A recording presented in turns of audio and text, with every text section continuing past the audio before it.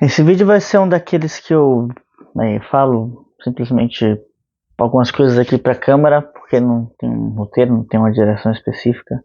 Porque na verdade eu estava pensando sobre a necessidade de criar, porque a criação na verdade é um estado da alma, não é um ato simplesmente.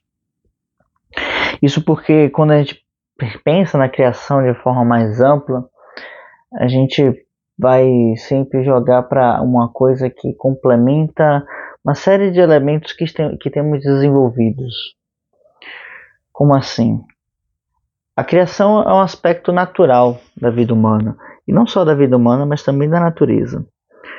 Quando a gente está na escola, lá no fundamental, né, sempre tem aquele velho esquema, né? Todo ser vivo ele nasce, cresce, reproduz e morre, né? E esse ciclo da vida biológica, ele é, passa pela criação. Então, o ato de se reproduzir é um ato criativo, é um ato de recriação, né, de reestruturação, de recombinação de fatores. E, de certa forma, é um ato também de mudança. Então, perceba, quando eu tenho a possibilidade da criação, eu tenho um,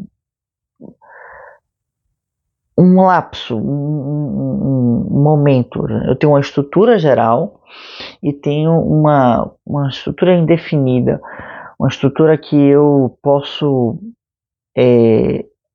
dentro daquele espaço, fazer uma série de coisas. Engraçado que eu estou falando isso agora, né? Pensei isso há pouco, né? Estava estudando sobre os haikais, né? Como falei para vocês, né? Começar a fazer um pequeno material compilado sobre isso e soltar, né, lá no Substack. Inclusive, se você não me segue lá no Substack, por favor, já fica aí o convite, o link vai estar aqui na descrição. Mas eu estava pensando sobre isso e à medida que eu vou falando isso aqui, eu vou fazendo paralelos com outras ciências, né? Por exemplo, quando a gente fala, por exemplo, do genótipo, é isso? E fenótipo, sendo o fenótipo esse elemento que pode ser alterado pelo ambiente, pelos hábitos daquele ser vivo, né?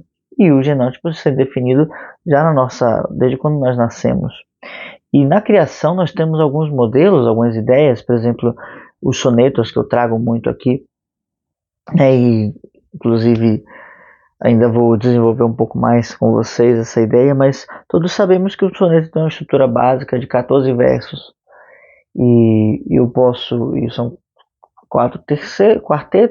dois quartetos e dois tercetos. Mas a gente tem algumas variações nessa estrutura que foram sendo adicionadas ao longo do tempo, né? Então, a estrutura a estrutura básica do soneto são esses dois quartetos, dois tercetos, decassílabos e um esquema de rimas A, B, B, A, depois repete A, B, B, A e depois CD, CD, CD, né? Então, essa estrutura básica, essa estrutura geral, foi se alterando ao longo do tempo, né? Então, você tem o soneto de Shakespeare, o soneto inglês, que ele é diferente nesse aspecto, e inclusive a sua organização ele é diferente, né?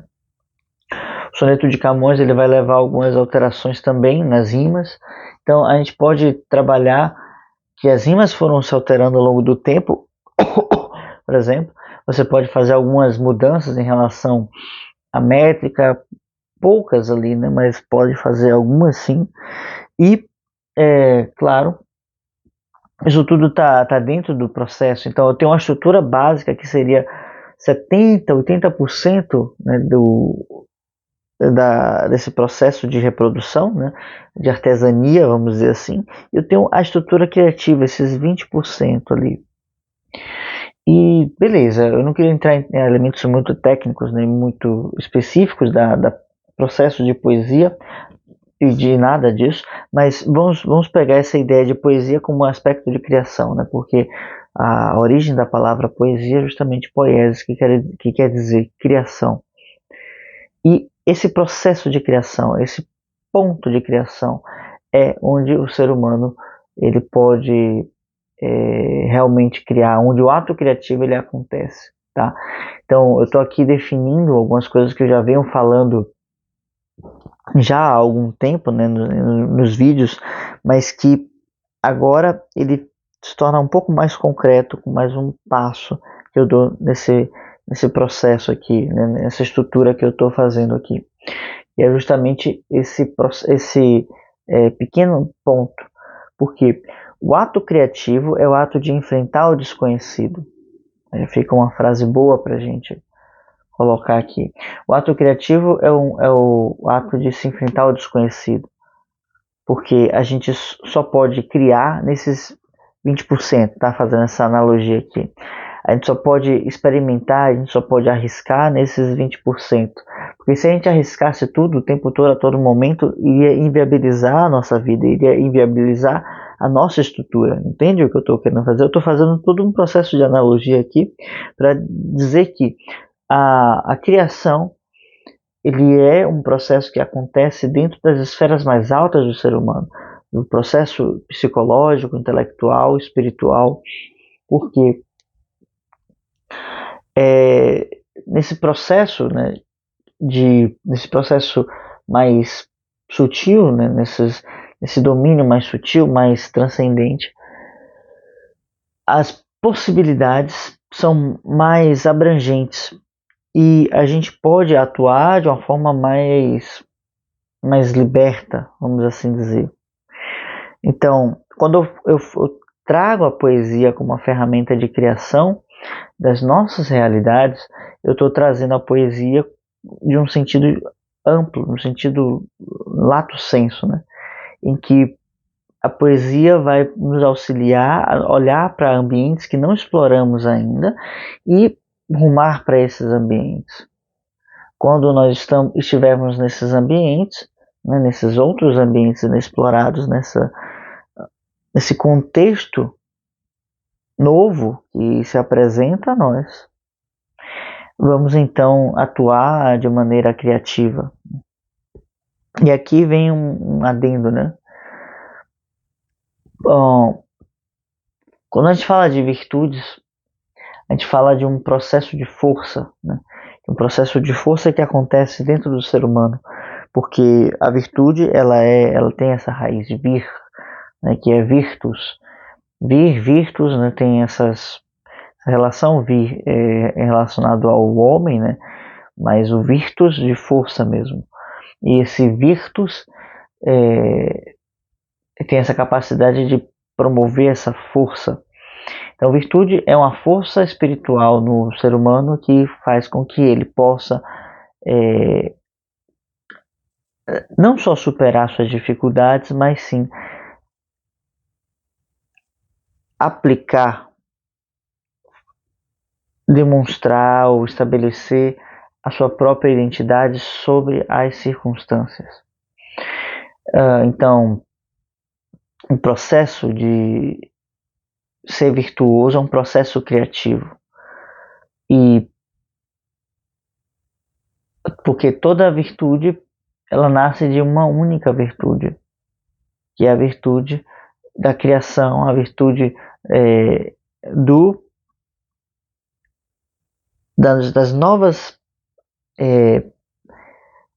relações, que é a virtude justamente da generosidade.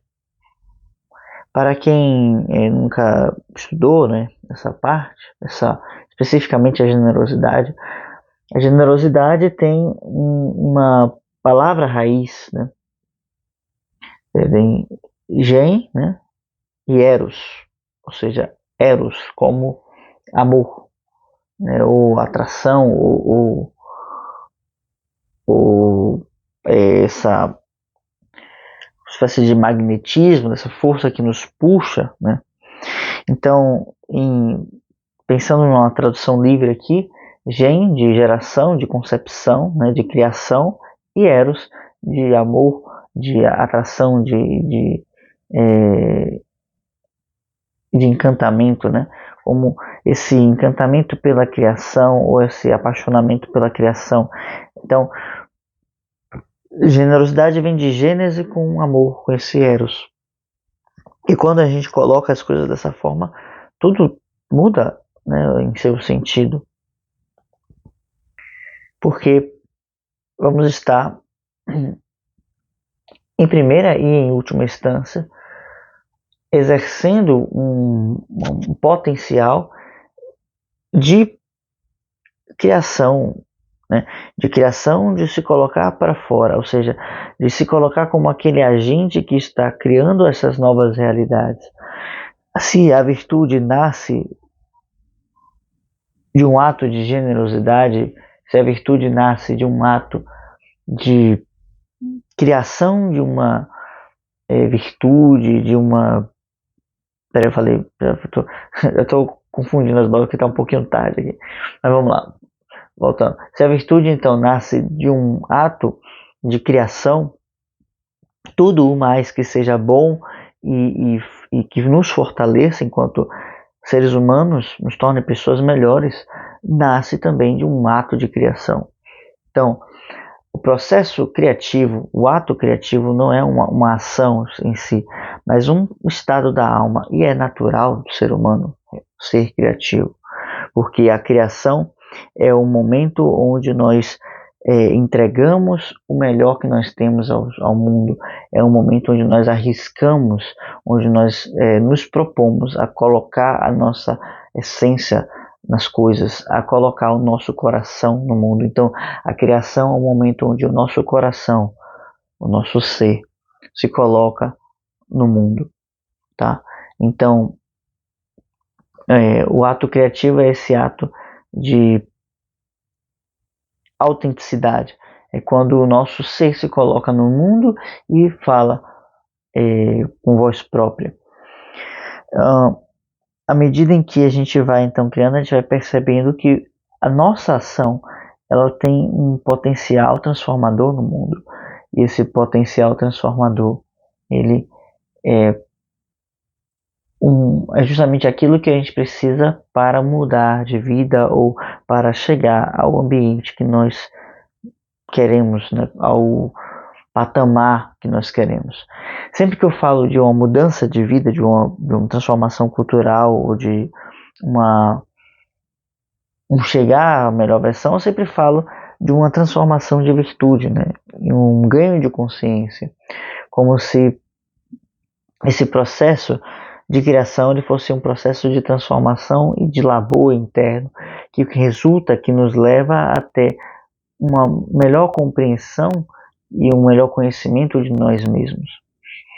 A arte então tem essa força de utilidade que é justamente fazer com que nos conheçamos melhor. Porque esse processo de criação, esses 20% que nós nos colocamos nesse processo, que nós nos colocamos, né, nesse ato criativo, são esses 20% que a nossa alma canta e ela pode expressar aquilo que ela possui de mais autêntico, de mais nobre e que não aparece nas coisas ordinárias, nas coisas do cotidiano, porque no cotidiano ele precisa executar um ato muito estrito e ele não tem espaço para que a sua inteligência, para que a sua alma expresse seus elementos mais autênticos, né? Então, o ato criativo ele se torna, na verdade, um ato de libertação do ser humano, um ato de libertação da alma humana e tudo aquilo que é feito de forma autêntica e que coloque na sua concepção, no seu ato, na sua ação, uma autenticidade, tudo isso será então um ato criativo. Pegando então em um sentido mais amplo, né, um lato sensu, o ato criativo é todo ato que nos permite chegar à liberdade da alma, a liberdade do ser, que não está relacionada com uma liberdade de condições, não está relacionada nem com a liberdade financeira, nem com a liberdade enquanto condição social mesmo, lembrando, por exemplo, que até Epíteto, né, que é um dos grandes filósofos estoicos, né, considerado aí até por Marco Aurélio como um grande mestre. Epíteto, ele era um escravo, foi escravo praticamente a vida toda, e ainda assim ele dizia que era livre, porque a condição de ser escravo, ele era apenas uma condição do seu corpo, ele não era escravo em relação à sua alma.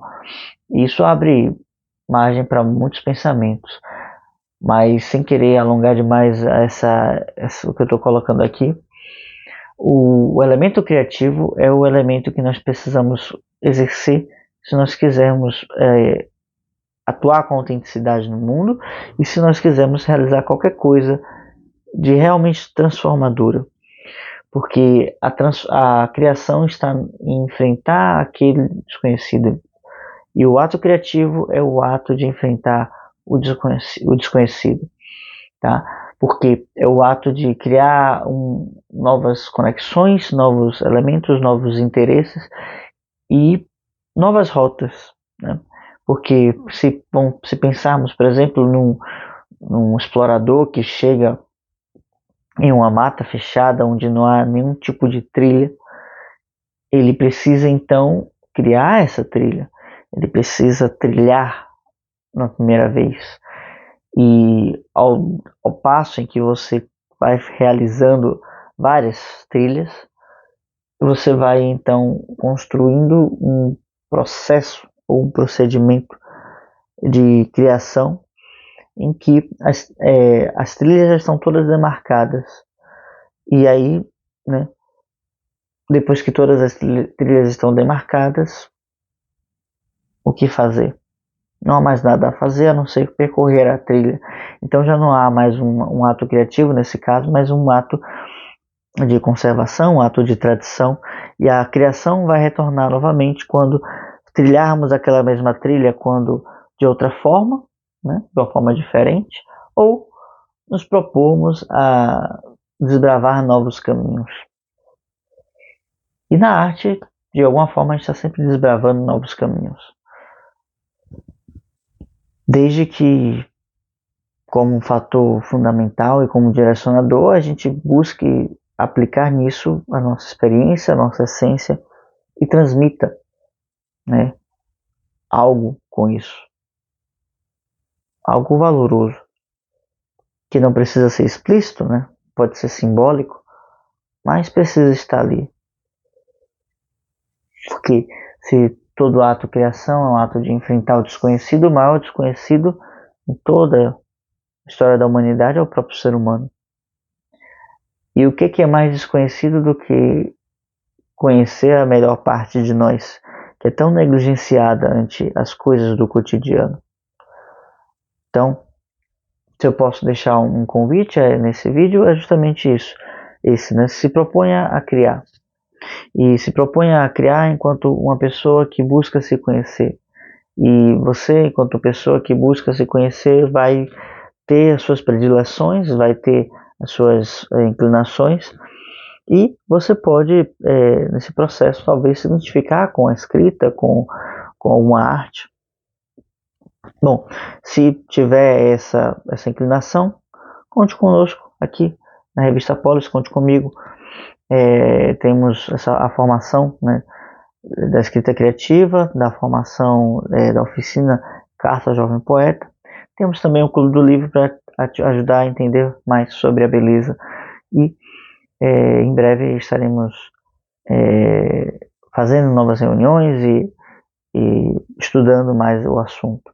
É sempre um desafio e também sempre um prazer. Se eu puder ajudar em algo, deixa uma mensagem aqui nos comentários e coloque como é para você a escrita criativa, coloque se concorda, né, com o que eu coloquei aqui. Bom, é uma visão assim um tanto quanto diferente, eu acho, ou não, mas é uma coisa que eu pensei agora que gostaria de compartilhar.